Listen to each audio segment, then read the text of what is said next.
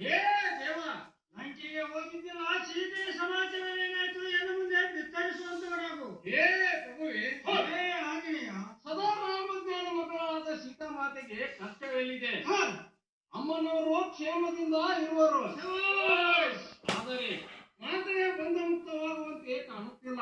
ಹ, ಅದಕ್ಕಾಗಿ ನಾವೆಲ್ಲರೂ ಲಂಕೆಗೆ ಮುತ್ತಿಗೆ ಹಾಕಲೇಬೇಕು. ಪ್ರೀತಿಯೇ ದೇವ. ಹೇ ಆಂಜನೇಯ, ಹೇ ಪ್ರಭುವೆ, ಇನ್ನೇಕೆ ವಿಳಂಬ? ಎಲ್ಲರೂ ಯುದ್ಧಕ್ಕೆ ಸನ್ನದ್ಧರಾಗಿರಿ.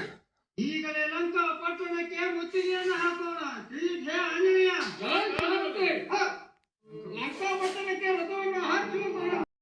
ಹೇ ದೇವ, ಲಂಕೆಗೆ ಹೋಗಿದ್ದಿಲ್ಲ, ಸೀತೆಯ ಸಮಾಚಾರವೇನಾಯ್ತು ಎನ್ನ ಮುಂದೆ ಬಿತ್ತರಿಸುವಂತವರಾಗು. ಹೇ ಪ್ರಭುವೆ, ಹೇ ಆಂಜನೇಯ, ಸದಾ ರಾಮಜ್ಞಾನ ಮಗಳಾದ ಸೀತಾಮಾತೆಗೆ ಕಷ್ಟವೆಲ್ಲಿದೆ? ಹ, ಅಮ್ಮನವರು ಕ್ಷೇಮದಿಂದ ಇರುವರು. ಶಭಾಷ್.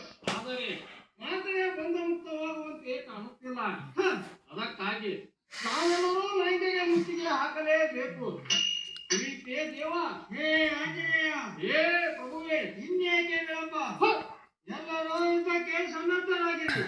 ಈಗಲೇ ಲಂಕಾ ಪಟ್ಟಣಕ್ಕೆ ಮುತ್ತಿಗೆಯನ್ನು ಹಾಕೋಣ. ಹೇ ಆಂಜನೇಯ, ಜೈ ಶ್ರೀರಾಮತೆ. ಹ, ಲಂಕಾ ಪಟ್ಟಣಕ್ಕೆ ರಥವನ್ನು ಕಾರಣವೇನು?